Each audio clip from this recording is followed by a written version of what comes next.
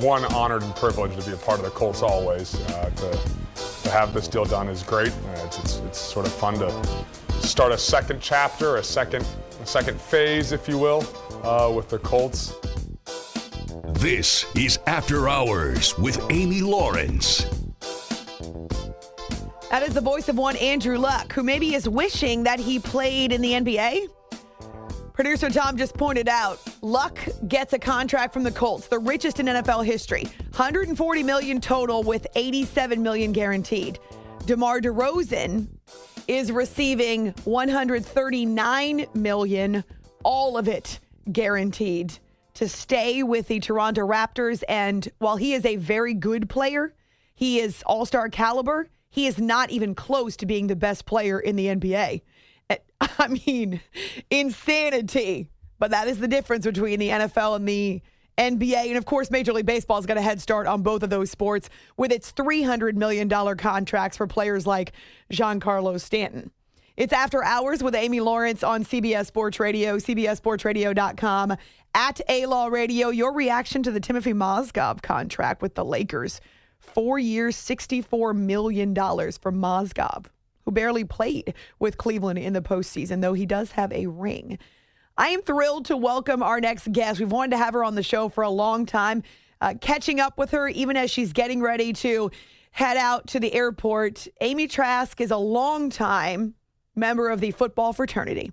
In fact, they had to make room for her. She was the CEO of the Raiders under Al Davis when he owned the team. She's now part of the CBS Sports family. That other pregame show does We Need to Talk on CBS Sports Network, and has a brand new book coming out titled You Negotiate Like a Girl, which I love. So, Amy, thanks so much for being with us. When you see the numbers for the richest contract in NFL history for Andrew Luck, what is your reaction to that? That it's a record contract until the very next record contract. And we have this discussion every time there's a seminal moment and it's a large contract. And then when the next one is done, and maybe it's Von Miller, it'll probably be the next quarterback, the next wave of quarterbacks. And then that will be the record and we will have moved on. And it will keep happening as long as the revenues keep growing.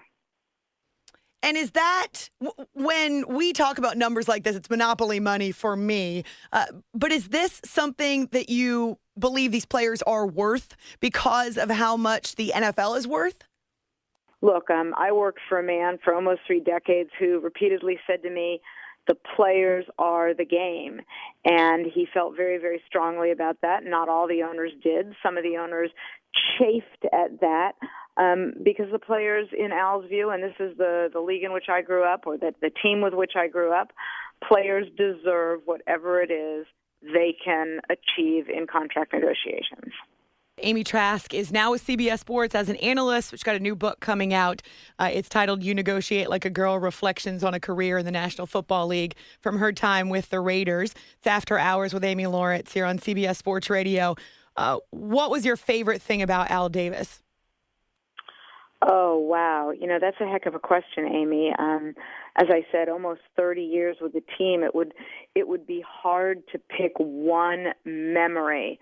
All right. Well, I'll share one with you. And it's perhaps the biggest misperception about Al is that he wouldn't harbor disagreement.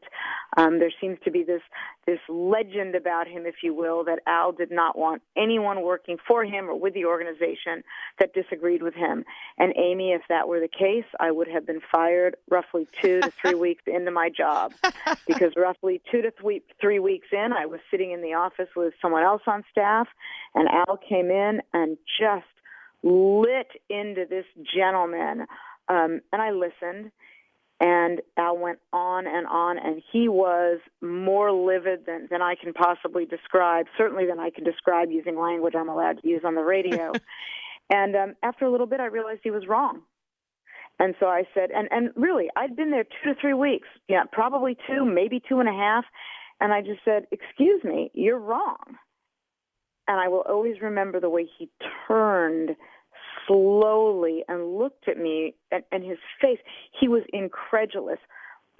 Who is this person that just told me I'm wrong? And I said, look, you're wrong. If the facts on which you were basing your conclusion were correct, then you'd be right. But you're basing your conclusion on erroneous facts. And he yelled, and I yelled, and he screamed, and I screamed. And, I don't have a dainty voice in the best of circumstances, but when someone yells at me, I yell right back. And the two of us went at it at such a decibel level. I learned later that people had come out of their offices and were in the hallway, and they were listening.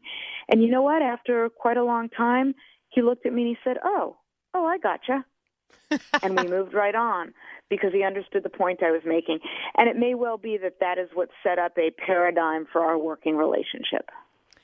I certainly understand what it's like to be the lone female in a male-dominated industry, as I was that situation for a long time myself. But when you look, Amy, at the landscape in professional football now, what is your perception of how far it has come, how much it has grown when it comes to gender issues? Well, and you know what, Amy, you raised the fact that you, too, have worked and work in MLU where you are either the sole or one of the few women. And you know what? I'll bet you have your way of working that works for you. And right. So I'm very careful to note when I share in the book what worked for me, doesn't mean that works for everybody. Doesn't mean we don't all handle things differently. I did what works for me. And you're right. I saw an evolution. Look, I joined the Raiders in the mid-'80s as an intern, in the early to mid-'80s as an intern, and then the mid to later '80s on a full-time basis. And over the almost 3 decades I was with the team, I saw the landscape changed, but not just in sports, in society in general. And we're not where we need to be yet with respect to race, gender, ethnicity, or religion, because none of those factors should matter when businesses or individuals hire. And frankly, an individual or a business who does not hire or which does not hire without regard to race, ethnicity, religion, or gender deserves to fail, in my view. She's now with CBS Sports as a football analyst, but was with the Raiders for many years as a CEO and worked her way up through the ranks as, an intern? That's how you started, an intern?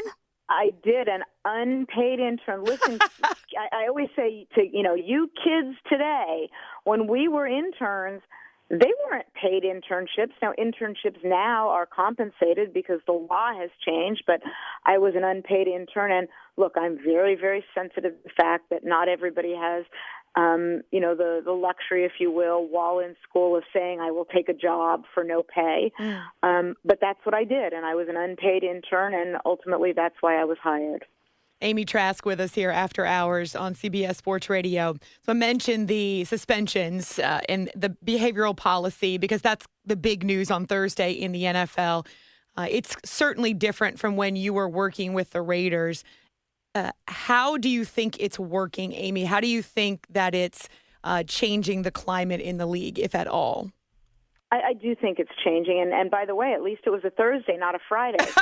So there you go. At least it wasn't tomorrow at 5. I do think it's changing. I read something recently, I believe it was on Pro Football Talk, that the number of arrests of current players is significantly down. I do think that things are changing, perhaps more slowly than many would like, but I do think that things are changing. I also think that it's a shame. Look, there are thousands and thousands of, when you look at past and current players, thousands and thousands and thousands and thousands of really, really good men who played and who play this game. And yet, unfortunately, and this mimics society as a whole, it's not unique to football, we spend so much time talking about the relatively few on a percentage basis that don't behave appropriately. And, I'm always quick to say there are so many more men who have played this game that do the right thing than don't. But you're right, there still will be suspensions until everybody's behaving correctly and by the rules. All right, so last two things, because I know that you have to go and catch a plane. These can be great. Well, we'll put these on a grading scale. How would you grade Roger Goodell's tenure as the NFL commissioner so far? Oh, wow. How do you grade someone over that period of time? Listen, let me tell you something.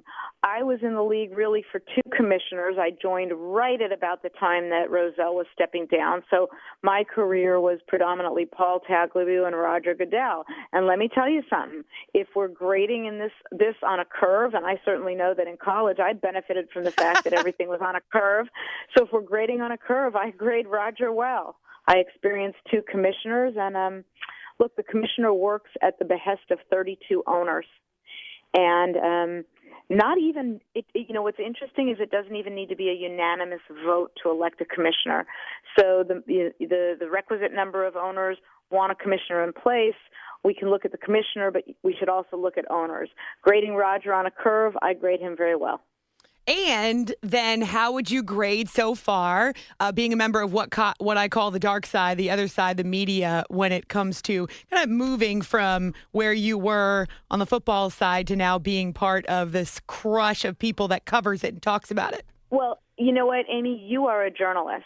You are a member of the media. And let me tell you something. I grew up in the Watergate era. I was 11 years old when Watergate took over this country. So I grew up with a profound, deep respect for journalists, which I still have. So I am very quick to say, I'm not a journalist. You know what? I sit on CBS and I give my views. And unlike you, I'm not reporting, I'm not researching, I'm not doing the really, really hard work that you are as a journalist. So I don't deserve to be lumped in with journalists. Journalists keep this country on the straight and narrow. I don't do that. I have now learned that, wow, I get to sit here with a bunch of really terrific people and talk about football.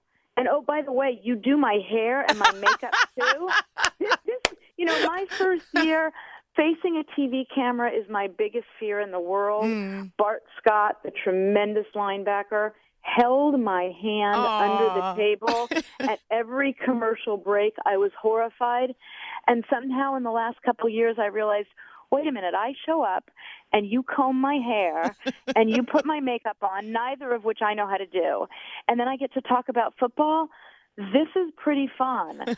So I'm going to be going into another year with CBS, recognizing that this is a lot of fun, and I hope that someone at CBS now has their finger near what's called that dump button, because I'm going to have me a lot of fun this year. There you go. On Twitter, at Amy Trask, AMY, like me, TRASK. Right. Cannot wait to read this book. Just the title alone, You Negotiate Like a Girl, with our friend Mike Freeman, who's been on the show, coming out in September. So you go catch your plane. I am so pleased that we've had you on the show. Let's do it again, Amy. I would love to join you. As I've said, I've been a big fan of yours, and it's a pleasure and a privilege to join you.